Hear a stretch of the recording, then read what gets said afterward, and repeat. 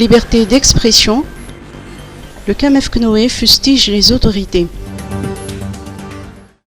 Suite à l'affaire Herman Rakoutmalal, le vice-président du CAMEF CNOE qui a été interpellé à Touliar puis libéré et lavé de tout soupçon, la société civile a relevé la violation du droit fondamental des citoyens de s'exprimer. La société civile exhorte ainsi les autorités à mettre fin aux abus de pouvoir à tous les niveaux, particulièrement dans le domaine de l'application des lois, de mettre fin aux harcèlements des citoyens qui expriment leurs opinions tout en respectant les lois en vigueur et de mettre fin à la fermeture des plateformes où les citoyens peuvent s'exprimer librement dans le respect des lois en vigueur comme les réseaux sociaux. Pour la société civile, c'est une plateforme qui permet aux citoyens de s'exprimer sans avoir à descendre dans les rues. Sénat. 187 conseillers et assistants parlementaires.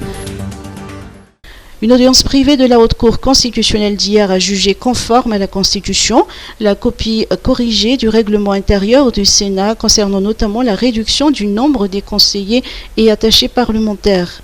Ainsi, ils seront 187 à assister les sénateurs. Le président du Sénat dispose d'un cabinet composé d'un directeur de cabinet, 2 attachés de cabinet, 5 conseillers spéciaux permanents, 12 conseillers techniques permanents, des conseillers techniques bénévoles, 2 attachés de presse, un aide de camp, 8 assistants parlementaires permanents, 2 jurisconsultes, un secrétaire particulier.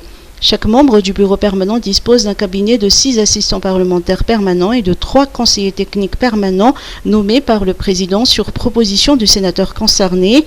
Chaque sénateur dispose également de 6 assistants parlementaires permanents et de 3 conseillers techniques permanents. Risque de glissement de terrain. 2000 personnes et 440 habitations menacées.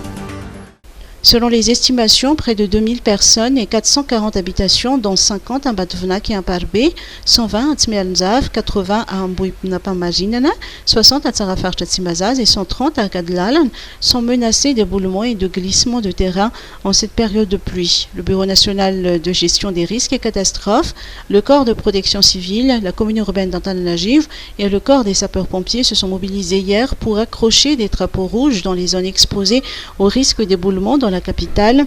L'opération s'est poursuivie aujourd'hui accompagnée d'une campagne de sensibilisation à l'endroit des personnes qui résident dans ces zones à risque. Elles ont été invitées à quitter les lieux et à rejoindre des endroits plus sûrs. Lutte contre la Covid-19, 250 000 € de l'Allemagne. L'Allemagne a fait don de matériel d'une valeur de 250 000 € dans le cadre de la lutte contre la propagation de la Covid-19 à Madagascar.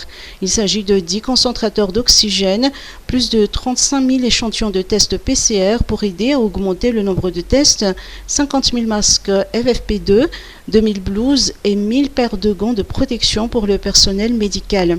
La cérémonie de remise de dons a été honorée par le ministre de la Santé publique, l'ambassadeur d'Allemagne à Madagascar, le directeur pays de la GIZ et la directrice des relations bilatérales du ministère des Affaires étrangères.